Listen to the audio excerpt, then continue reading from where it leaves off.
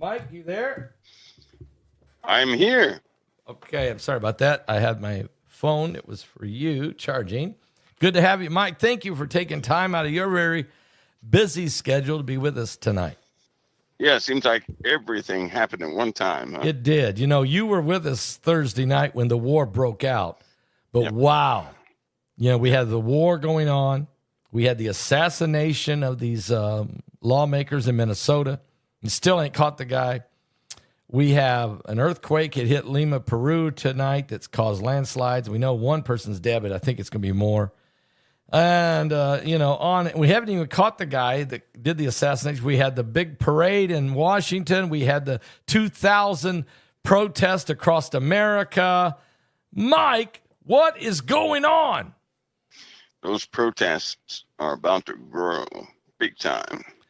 Oh, I was hoping it was going to fizzle out. I was hoping it would fizzle. It is just beginning. And most disturbingly, Turkey is backing Iran. Yes, you're right. You're right. Matter of fact, I just got this tweet. The one of Iranian's top officials that are left, because most of them are dead, had just said, we want to form an Islamic army with Turkey, Saudi Arabia, and Pakistan, and several other armies if they will join. So are you saying Turkey is going to join them? Yeah, they're backing them right now. They're backing them up. They're not the only ones. Turkey has a sway over the Islamic kingdoms, period. And so we see that coalition forming that we discussed. So that's you got Turkey in there. You have Sudan and those places, in Libya, certainly Yemen. Yep. All those armies if Russia will get together. And I'll tell you something. Yep. Israel cannot defend against all of those people. No, and they know it. They can't. No. They cannot do it. They'll be overrun in a heartbeat. And so this is what we're seeing. So the chatter is high. Commitments are being made. And it seems like Iran, this has really bolstered a lot of Islamic motivations to attack Israel once and for all. So, Mike, let's talk about this. You got Iran, who looks like they can get those ballistic missiles through. They can get some of them to get past the Iron Dome, the David Sling, the Patriot program, and even the THAAD. So if you got Iran, if you add Turkey to the mix, they have nukes. And then you've already got, like you said, Sudan, Ethiopia, Yemen. If you add Russia in there, you've got Ezekiel 38. Yep. Yeah, that's not only Ezekiel 38, but also Daniel-11. Yep. Same thing. Yep. So we're seeing it. It's like we're looking at it. What is Trump at this point? He's trying his best to bring peace, and he's trying his best to stay out of this thing. But how do we stay out of this? It depends on how it escalates. Okay, and that's what it depends on. If Israel can handle it, then good. He'll stay out of it. But if they begin to hit Western assets, it's over. We'll come. But I'll tell you something. Yeah. We will. But this is one of those moments. The world is going to see exactly who can do what, because not always technology cannot always save the day. No. Then technology is good. Yeah, but there's more. It can always save the day. That's right. It can always save the day, and I do suspect that we're going to see some entanglements in the Middle East. We're going to see some escalations. People are already talking about defense of the East Coast and our defenses on the West Coast today. As far as missile defense for us, for the USA? That's right. What's your thoughts on Turkey? Do you think, I know Erdogan hates Israel. I mean, I know he does. What's your thoughts? Do you think they will join forces and actually enter in and start fighting Israel? I mean, coming at it from another direction? Well, let's put it this way. Turkey has had emergency calls for the last 2 days. Today, they were calling upon all of the Islamic forces to back Iran immediately. Oh, no. How about that? Yep. Oh, no. Today.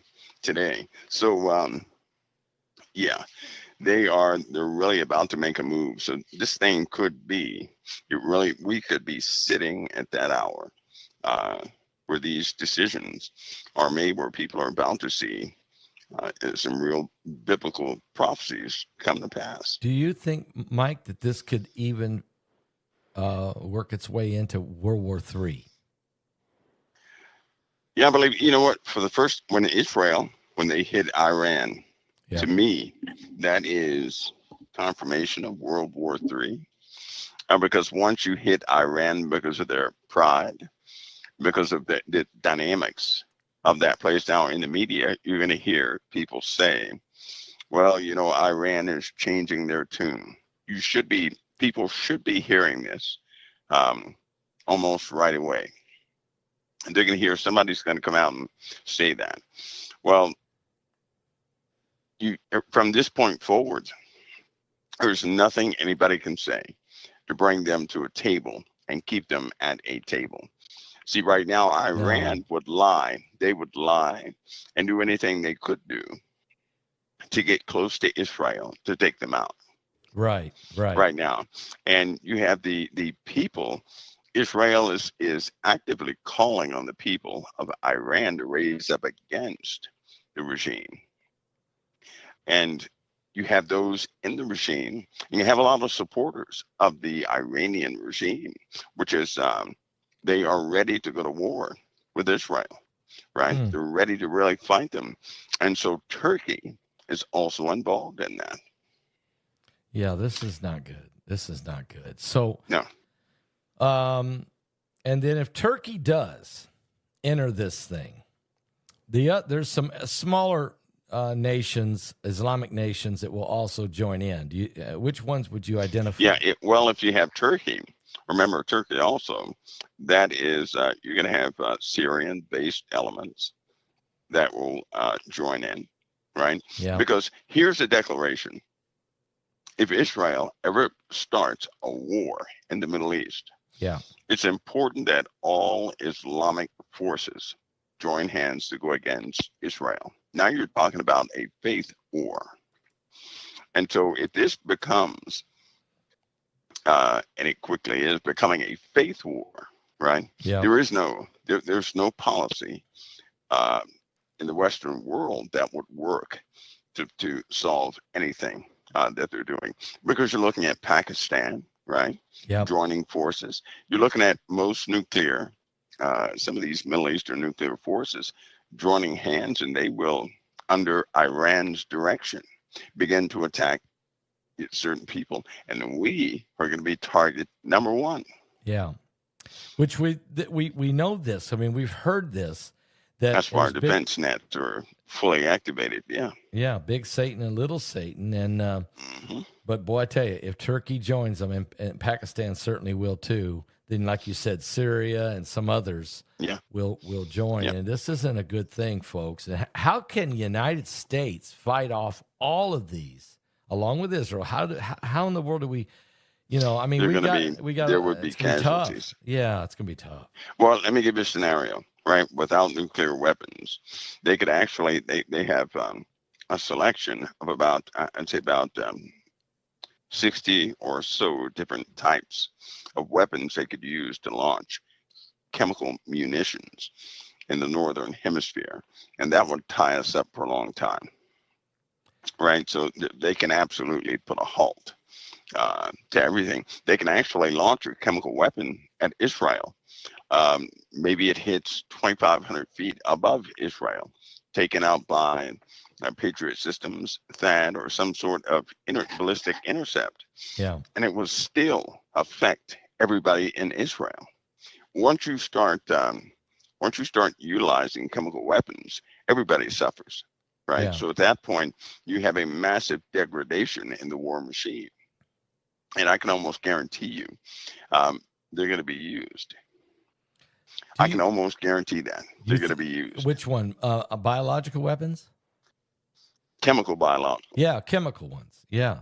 Chemical, biological weapons are going to be, I can almost guarantee you, because you're looking at massive underground stockpiles of chemical, biological weapons in Iran, in Turkey, in Yemen, all throughout the Middle East, and certain underground cache nets. So it could really turn ugly real quick. And if that happens, there's no way we can enter in to a chemically held territory and start fighting normally. You can't do that.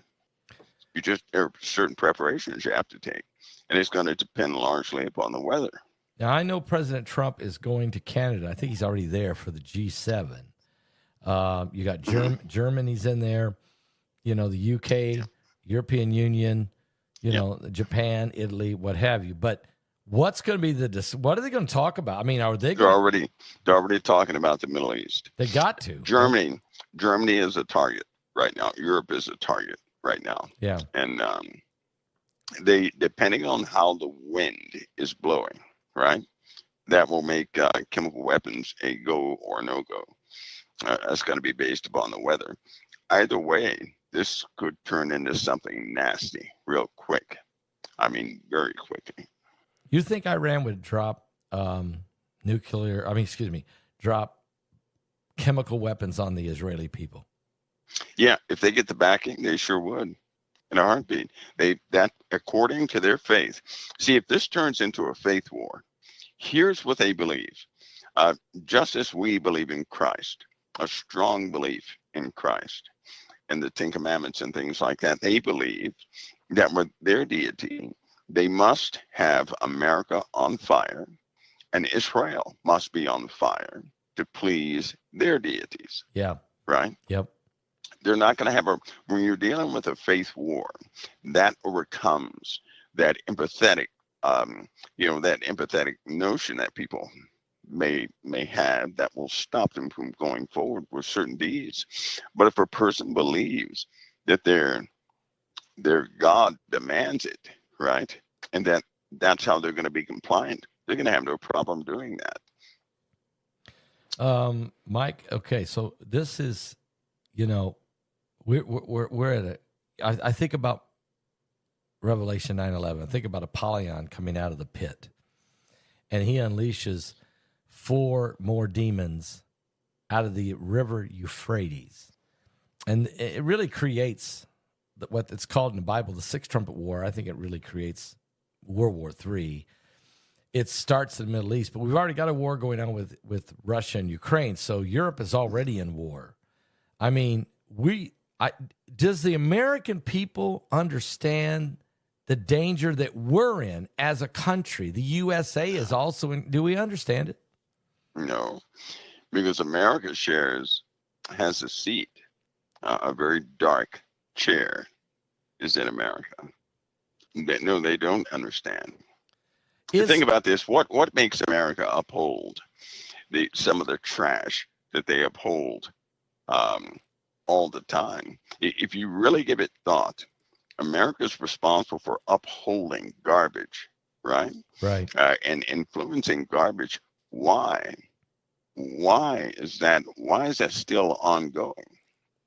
Who in the world is permitting this massive immorality in this country? And these things are not by accident; they're by design. So let me ask you. So we have a war going on in Europe, a war now definitely in Middle East, and we are in danger. And we got 2,000 different locations protesting against our current president. I mean, it's growing. America's in trouble. We got to unite. We got to unite, don't we? Yeah, it would be a beautiful thing if we could. I believe that rests upon the backs of believers. Pastor Paul, if you notice something, Satan he cannot get his final plan in place if he cannot break the backs of believers. Now, if you take notice, every single time Satan has an opportunity to divide believers. Right after he does that, he goes for the world. Yeah. Because we're the covering for the world. You're right. That's why we're here. And You're if right. he can cause us to begin to exercise some of his minions, it's almost like a person rebuking a spirit.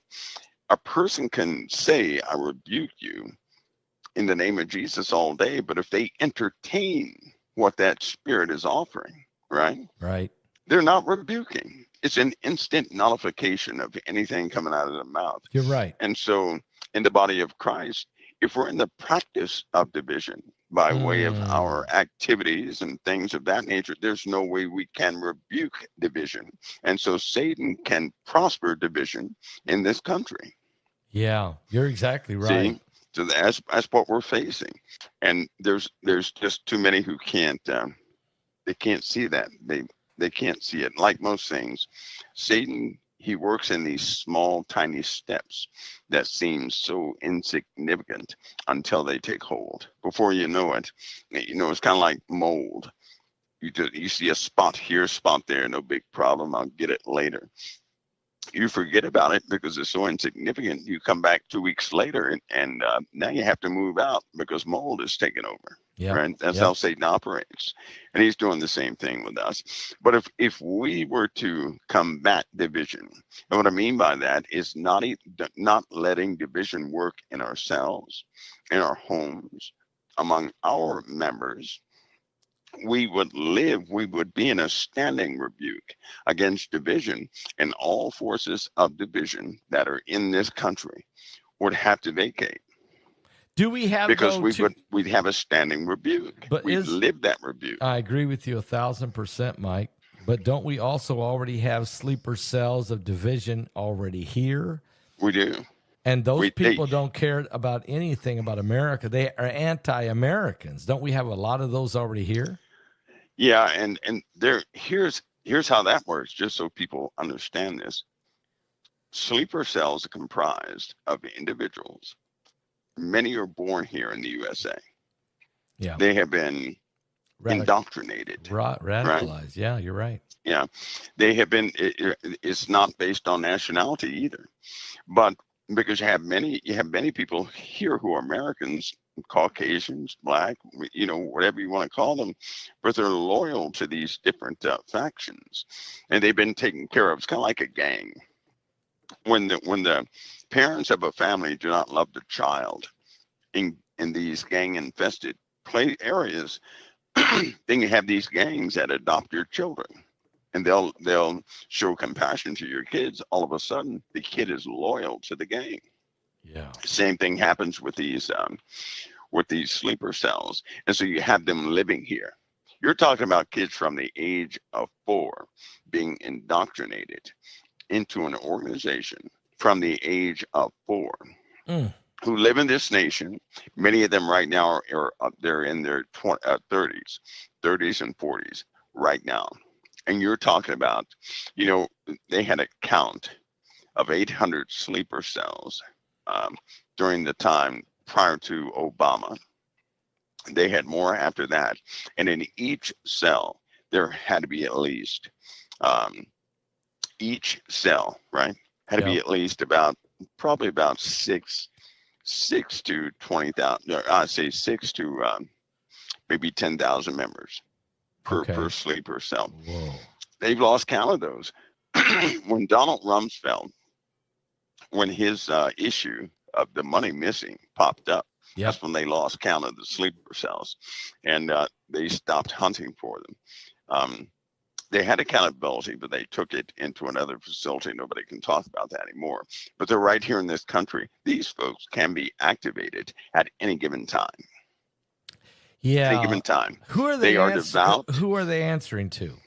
Well, they're devout to whoever leads that specific organization. They are devout to. They're devout to that. So they could be activated by foreign entities, foreign powers, any type of foreign powers, even powers within this country. You'd be surprised how twisted the web is inside this country. Oh, I know. How would you like to find out that your favorite representative is in fact a leader who has a chair at a foreign table, right, in a foreign government. Yeah. That would be gut wrenching. But you have things like that happen. So when they activate, because I believe they're on the move. I believe they set up something. They've been setting up something for the last 10 years. 10 years they've been perfecting something, and they're going to spring it. And when they do spring it, people are not ready for it because all they care about is entertainment and garbage and things like that. Right. They're not vigilant enough. That's why if we don't catch it, nobody else has protection from it. Do you think, Mike, and we've had some government insiders have actually contacted me and Heidi and have warned us about a potential plague or pandemic, whatever you want to call it, being released. Yep. What's your thoughts on that? Well, now, not to seem biased, but most of your doctors in this nation are foreign doctors, correct? Yes. Most of your folks that work in level 4 facilities, lots of foreigners work there, and all those foreigners are not devout to the USA. They openly bash the USA, and they work in high-level positions, right? So they have access to contagions. I mean, at any given time, you have people who go into level 4 facilities. They go in and out, and nobody has true accountability over them. There's also a lot of missing vials in this country. Those articles pop up like 20 vials went missing last year. Year before that, 10 vials. Year before that, I believe it was 41, something to that count. And then nobody cares. After about 2 days, nobody cares. Nobody cares about the missing vials of contagions. Nobody follows up on it. The media doesn't even report on it. Right. No. And so, but that doesn't mean that the vials have dissipated and gone away. No. So they have those, right? They have been planning something for the USA. It's been in coordination with Iran for a long time. Right? Oh, with Iran. Whoa. It's been in coordination with Iran for a long time. So you're saying Iran is involved. I'm sure other nations too. I think China, you got to say, are involved with maybe these missing vials. Iran? Would they You'd be surprised how many times nefarious activities within this country go right back to Iran. You'd be surprised. Well, you would be shocked. They're the one nation that has said death to America, death to Israel. Or death to Israel, death to America, little big Satan, little Satan. They're the one country that they've not backed down from that. Other countries join in the bandwagon and jump off. But Absolutely. Iran, you're right. Iran has never backed down from that position. They're They have a doctrine. They are Shiite Muslims. They're not Sunnis. They have a doctrine of an apocalypse has to happen, that Israel has to burn or get wiped out or something. Am I right? Well, both of us, big and little Satan, have to be on fire. And they're going to make that happen. And their life's purpose is to make that happen. They can't. Good. In other words, they can't be effective against Israel until we are on fire. So I can almost guarantee you right now, they have people right now planning to compromise our nuclear facilities, planning to compromise various factories within the USA. Right now, I guarantee you they're trying this. I can guarantee that. And if we lose our vigilance for a few seconds, that's going to be enough. That's going to cost us quite a bit. And again, I'll bring it up. You know what I'm about to bring up, Pastor Paul? How in the world can it be written in the Bible that Jerusalem is trampled underfoot 40 and 2 months in Revelation if the USA is standing up and in power? Nobody can occupy Israel for 3.5 years with the USA in fully in charge. No, you're right. That just can't happen. It can't happen. So what happens to us that we cannot intervene for 3.5 years for Israel? That's my that should well, be it's too everybody. That should be a deep concern. You have been very consistent in bringing that up, and it's a very, very valid point, because we either have to be in a state of annihilation ourselves, or under the control of a cabal that will have taken over, a different regime that refuses to support Israel. And I'm just going to ask a question. Imagine if Kamala and Tim Walz were in the White House right now. Do you really think, with 2,000 protests going on everywhere, do you really think they'd be standing with Israel right now? Well, it's a known fact. This is not biased, because I'm not biased, but it's a democratic ideology not to back Israel in war type affairs. Yeah, there it is. That's a democratic policy. It's a policy. It's an actual policy. So Mike, so in other words, we could either be under fire, under assault, under a pandemic, under a nukes, or we could just be under the leadership of the other political party that really says we're not going to help Israel no matter what, and allows the rest of the world to go after. One or the other. Something happens for 42 months. You're right. I'll tell you what, I have this strong notion that America is going to be so tied up within itself, right? Yep. Because if the powers in America are fractured, if we have a civil war, and I believe let's go ahead and face it looks like we're just, we keep inching towards that. Yeah. America's command structure is going to split up. This will effectively begin to, cause militarism problems, because they won't know who to take orders from. Yeah. And I believe that's what ties us up, right? I've noticed too, historically, before any nation changes for good, it's almost all the way confronted with some type of civil war. Always. It's almost like the Lord will have a country. A part of it is always purged in such things before it can truly stand up to its full height. Because if you have, it's just like our bodies. If the left side of our body worked against the right side, we wouldn't go anywhere. Right? No. Our bodies have to be in perfect symmetry. In order for that to happen, though, you have to get rid of certain ideologies, and the only way that's going to ever happen is to wake the people up and bring the people forward again, because it never fails. The people start out with power. The people organize government. The people charge the government. The people put people in that government to govern things. But then the government takes over the people. Yeah, right. That's what's Every time this happens, a civil war of some sort of internal war starts, and then the people take back over again. They reconstruct everything, and the people start setting things up again. It's almost this cycle that never fails. Historically, the same thing happens over and over again. And it's always marked by men becoming women and women becoming men. It's the same thing historically over and over and over and over again, right before the fall of any nation. And then they get back together again,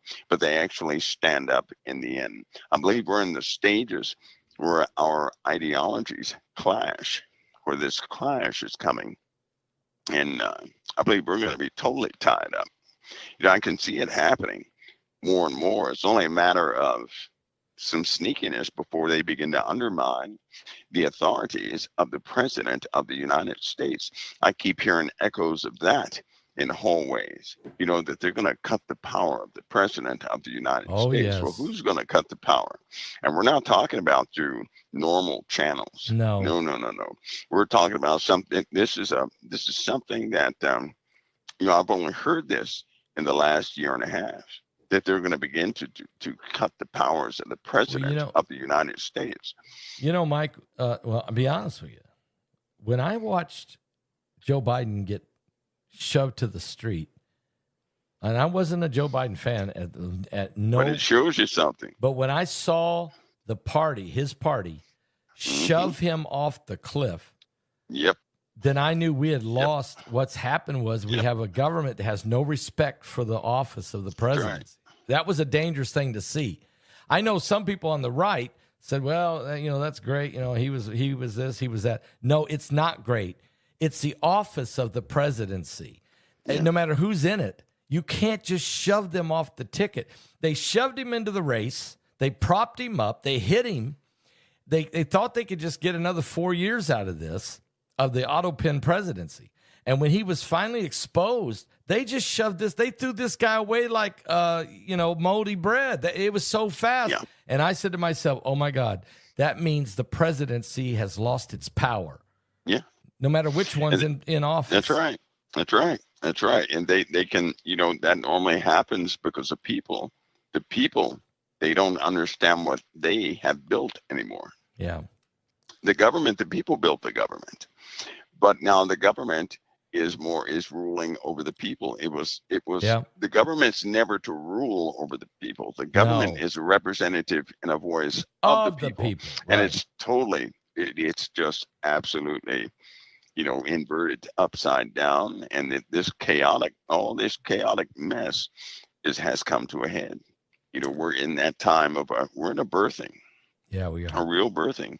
And now we're starting to witness some of these long hidden things, but Pastor is just beginning. Yeah, you're especially right. In the Middle East. You're right. It is just beginning. And how bad it's going to get, that cannot be gauged. I can't, because they know they're pulling out. The big boy weapons are coming out in a couple of days. They already know that. And countries are being pressured to take a side, even today. Is Iran, with just Iran alone, they've gotten past, and I'm sure tonight, I got a link open right now, just watching, keeping an eye on what's going on. But is Iran got something else besides the ballistic missiles that they can pull out? Absolutely. I mean, I know Iran. Absolutely. You got to remember this. Iran is Russia, and Russia is Iran. Oh, there you go. Okay. I had a dream about that. I had a dream that Russia was pulling out these weapons, and when I saw in the dream was that there were American diplomats somewhere in an office, and when they saw that Russia was bringing out this new weapon, I looked at the young men and the men in the offices and the women, and the blood ran out of their face. They passed out. They slid down the wall. Their faces went pale with fear. And so I remember talking about that, and I even showed a suit that the Americans would wear, and you said that suit is already created. But whatever this weapon was, it was something that's never been used in warfare, but they pulled it out. When they saw that they had to win, they pulled it out. What could that be? Well, a lot of people, all they know is what's been popular, nuclear. Yeah, right? I'll tell you something. There's something 7 stages above nuclear. Nuclear would be like a 22 caliber bullet compared to some of the modern day bullets that we have today. So nuclear has been around for a long time. They've gone past that a long time ago. Yeah. There are other weapons out there, right? Yeah. For example, there's a sound weapon that makes a nuclear weapon look like you're playing with a flower. Sound can melt all the soft tissues in your body. That's not good. That's what sound can do. Right. So, and sound there's no limitation on sound. There are also kinetic weapons that can do damage you wouldn't believe. Imagine if you knew of a bullet that could, now listen to this. This is a real bullet. Okay. A projectile that's a guided projectile about the size of a 5.56 millimeter. But imagine it can be guided, number one. And that whatever it hits, it'll go through that target and suck the rest of that target through the hole it just went through. No, that's not good. So imagine that. Imagine that. And you're dealing with things like that.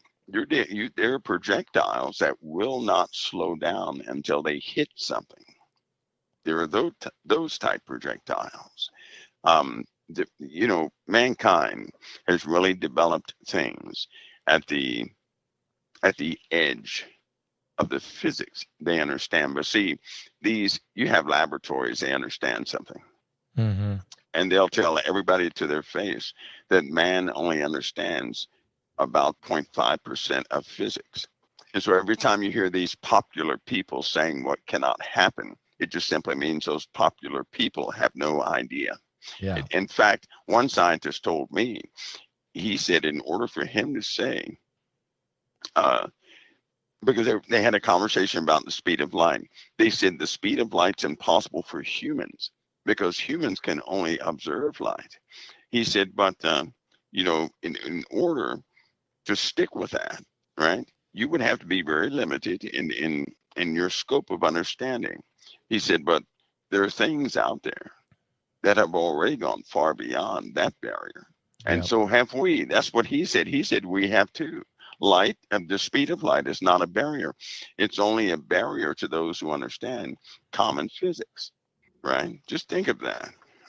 So they have things, Pastor Paul, that they shouldn't have made. Yeah. Yeah. Period.